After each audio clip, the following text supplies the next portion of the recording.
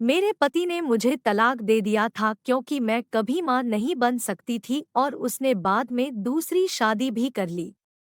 1 साल बाद उसके घर बेटी का जन्म हुआ और उसने उसकी बेटी के पहले जन्मदिन पर मुझे बुलाया था कि वह सब देखकर मुझे बुरा लगे। उसका प्लान मुझे अच्छे से पता था। इसीलिए पार्टी के लिए जाते समय मेरे पास जो लिफाफा था वो मैं अपने साथ लेके पार्टी में पहुंची तो उसने मुझे देखा और मेरे पास आकर कहा कि देखो तुम्हें तलाक देने का मेरा फैसला बिल्कुल सही था, आज मैं एक बच्चे का बाप बन गया हूँ। उसकी बात सुनकर मुझे हंसी आए और मैं उसे वह लिफाफा उसके हाथ में देते हुए कहा कि इसे ध्यान से देखो। जैसे ही उसने देखा उसके तो मानो होश उड़ गई, मानो आसमान ही गिर गया हो उसके ऊपर। आज मेरी ननद के बेटे के जन्मदिन के उपलक्ष्य में घर पर पूजा रखी गई थी और मैंने पूजा के लिए आए हुए सामान को हाथ लगा दिया था। बस फिर क्या था, मेरी सास ने वह देख लिया और से मुझ पर चिल्लाने लगी कि तुझे इतनी छोटी सी बात समझ नहीं आती कि प्राची के बेटे की जन्मदिन की पूजा का सामान है और इसे तुझ जैसी बांझ औरत ने हाथ लगाया तो अपशगुन होता है, या कहीं ऐसा तो नहीं कि तुझे अपनी नंद का सुख नहीं जा रहा है। इतना सुनते ही मेरी आंखों से आंसुओं की धार बहने लगे। भावनाओं को दबाते हुए मैं वहां थी, मुझसे कुछ कहा ही नहीं गया। उसने मेरी ननद राखी जो मेरी ननद कम और सहेली ज्यादा थी, मुझे ताना मारते हुए कहने लगी कि अभी तुमसे ऐसी उम्मीद नहीं थी। शायद मेरा मां बनना तुमसे देखा नहीं जा रहा है। इतना अपमान सहन करने के बाद मैं उदास चेहरे के साथ अपने पति की तरफ देखने लगी। मेरे पति मुझसे बहुत प्यार करते थे, वैसे भी हमारी लव मैरिज हुई थी। मुझे लगा मेरे पति अपने तरफ से कुछ तो कहेंगे और लेकिन वे मुझे उल्टा सुनाने लगे कि तुम तो प्राची को अपनी बहन की तरह मानती हो ना, उसके साथ ऐसा कैसे कर सकती हो। उनका ऐसा तोड़कर बोलना, मेरा दिल अंदर से पूरी तरह से टूट गई थी, क्योंकि कोई सास और ननद के ताने सहन कर सकती है, पर अगर उसका अपना पति जिसे उसने अपना सब कुछ माना हो, जिसके साथ साथ जन्म रहने की कसम खाई है, अगर वह ऐसा कुछ कहे तो फिर क्या। मैं रोते रोते जाकर किचन में काम करने लग गई। बांझ होने के कारण मैं पूजा साहित्य में हाथ तक नहीं लगा सकती थी, लेकिन एक बहू होने के नाते घर के सभी जिम्मेदारी मुझ पर ही थी। मैं सोचने लगी कि अगर मैं मां नहीं बन सकती तो इसमें मेरा क्या दोष है। मां ना बन पाना यह खुद एक औरत के हाथ में थोड़ी ना होता है। आंसू स्कूल में टीचर थी, मेरी ननद ने लॉ कर रखा था और मेरे पति एक इंजीनियर थे, और मुझे हैरानी इस बात की होती, इतने पढ़े लिखे लोगों के विचार इतने परंपरावासी हैं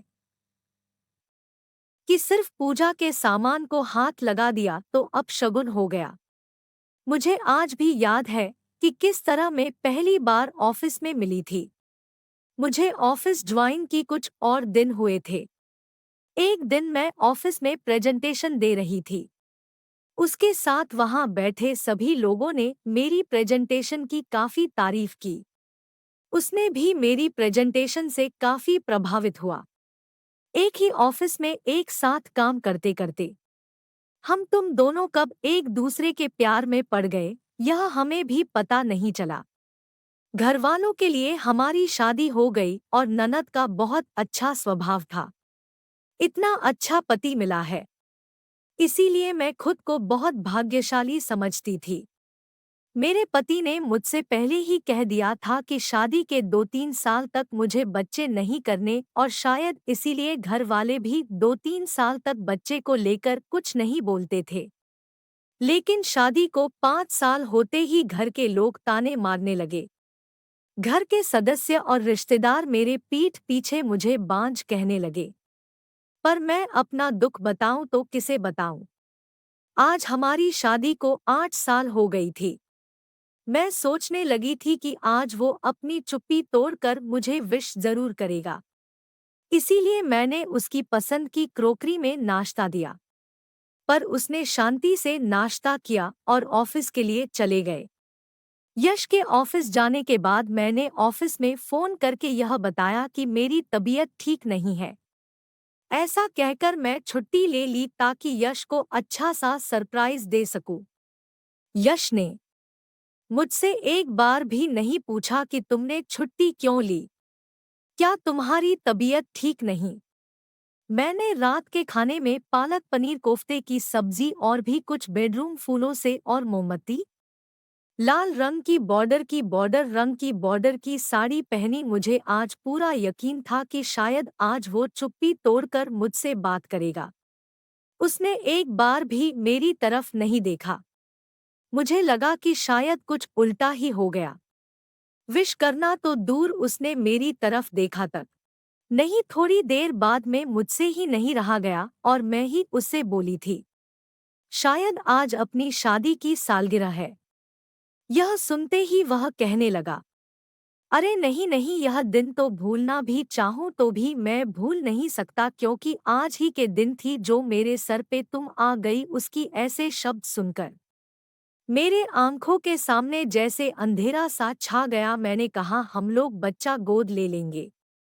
फिर गुस्से से मुझे कहा, तुमसे मैंने कितनी बार कहा है और इस पर अपनी कितनी बार बहस भी हो चुकी है कि मैं दूसरे का बच्चा, दूसरे का खून गोद नहीं ले सकता। मुझे खुद का बच्चा चाहिए।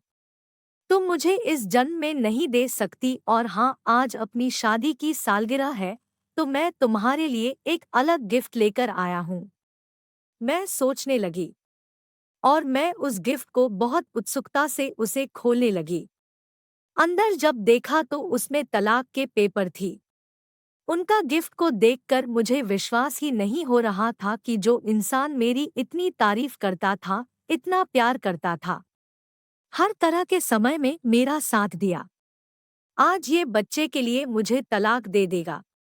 मेरा मन जोर शोर से रोने का कर रहा था, पर फिर भी मैं अपने आप को संभालते हुए तुरंत ही तलाक के पेपर पर साइन कर दी, क्योंकि उसके मन में मेरे लिए प्यार ही नहीं तो ऐसे इंसान के साथ रहने में क्या फायदा। दूसरे दिन मैंने वह घर छोड़ दिया और कुछ दिनों बाद मैंने बहुत कोशिश करके अपना ट्रांसफर दूसरी ब्रांच में करवा लिया, क्योंकि उसके साथ काम करना मतलब पुरानी यादों को याद करके रोना।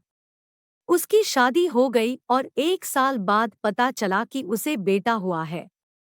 बेटा होने की खुशी में उसने पार्टी रखा ताकि वह मेरा अपमान कर सके। मैं पार्टी में शामिल हुई।